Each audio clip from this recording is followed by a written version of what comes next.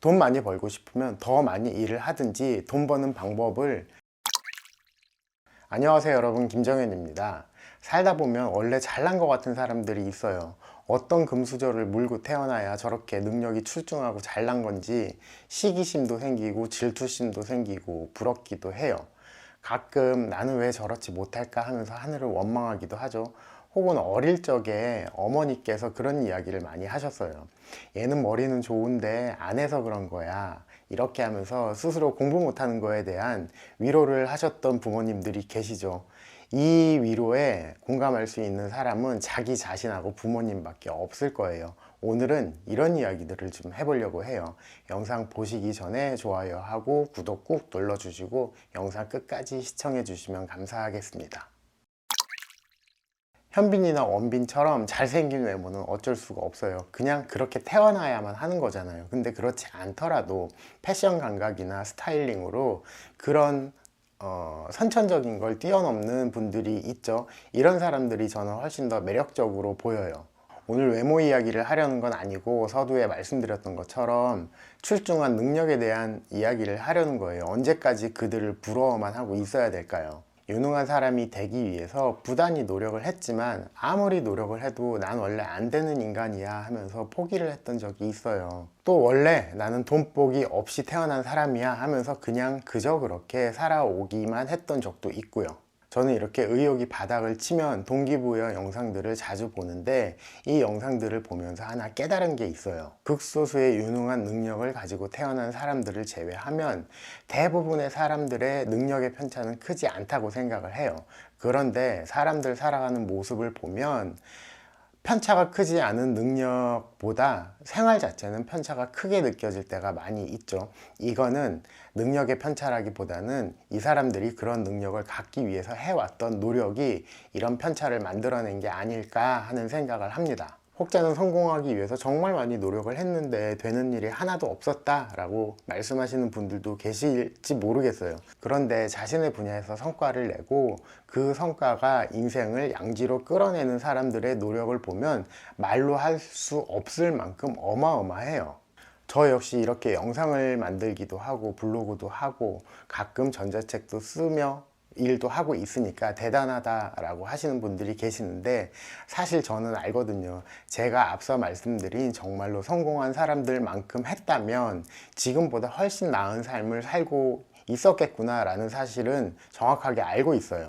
여전히 책을 볼 시간도 많고 사업 구상할 시간도 많이 남아 있어요. 또 일을 더 만들어내기 위해서 마케팅하고 영업할 시간도 남아 돌아요. 솔직히 지금보다 한 3배에서 4배 정도 더 일을 할 수 있을 만큼의 시간이 있지만 그렇게 안 하죠. 그렇게 했다면 지금보다 훨씬 많은 수입도 누리고 있었겠죠. 저는 이렇게 남는 시간을 허투루 보내는 경우가 많아요. 인터넷 서핑을 한다거나 그냥 멍하니 멍을 때린다거나 아니면 어디 가서 술 마시고 논다거나 이렇게 보내는 시간들을 생산적인 시간으로 바꿔내기가 정말로 어려워요. 오래전에 사업에 실패하고 돈이 너무 없어서 죽을 것 같았던 시기가 있었는데 그 시기에도 이 상황을 벗어나기 위한 노력을 했다기보다는 그냥 괴로움을 잊기 위해서 허비해버린 시간이 훨씬 더 많았다는 생각이 들어요. 그렇게 흘려보낸 과거의 시간들이 지금의 저를 만들어 놨겠죠.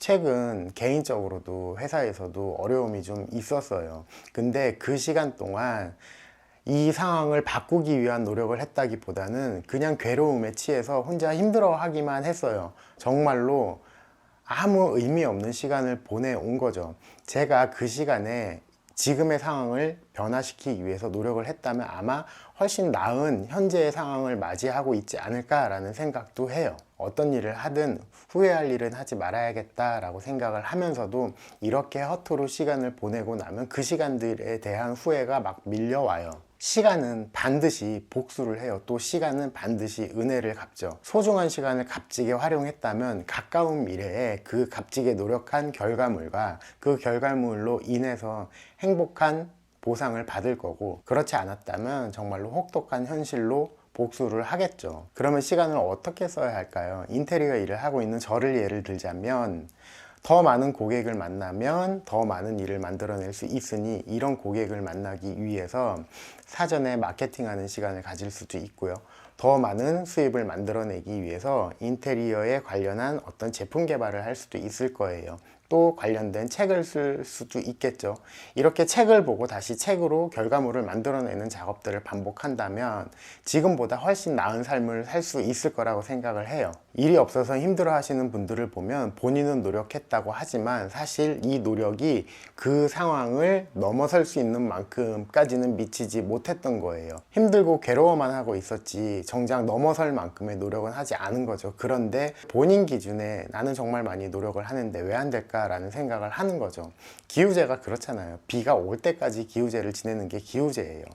뭔가 이루어낼 수 있을 때까지 노력을 하는 게 그게 진짜 노력인 거죠. 혹독한 시간을 보내고 성과를 이룬 사람들, 성공을 이룬 사람들을 보면 굉장히 여유로워 보이고 다 이룬 것처럼 보이지만 사실 그들의 노력은 더하면 더했지 덜하지 않을 거예요. 다만 그런 노력들이 익숙하고 능숙해지니까 더 여유로워 보일 수 있는 거죠. 다이어트를 하려면 안 먹는 것밖에는 방법이 없다고 생각해요.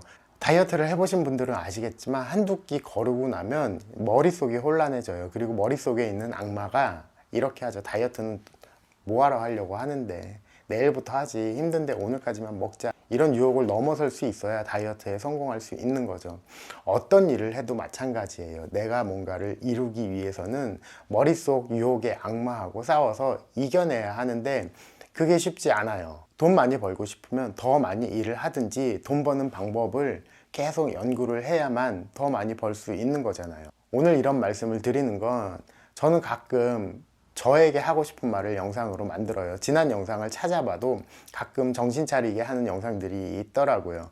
그래서 저에게 제일 먼저 해주고 싶은 이야기였고요. 저하고 비슷한 상황에 계신 분들은 제 이야기 듣고 조금 위로가 되시면 좋겠습니다. 마지막으로 예전 시크릿 가든 드라마에서 현빈이 했던 말이 생각이 나요. 이게 최선입니까? 라고 항상 물어봤죠. 그 직원들한테. 저도 저한테 물어보고 싶어요. 지금 네가 하고 있는 게 최선인 거냐? 오늘 영상은 여기까지 하겠습니다. 감사합니다.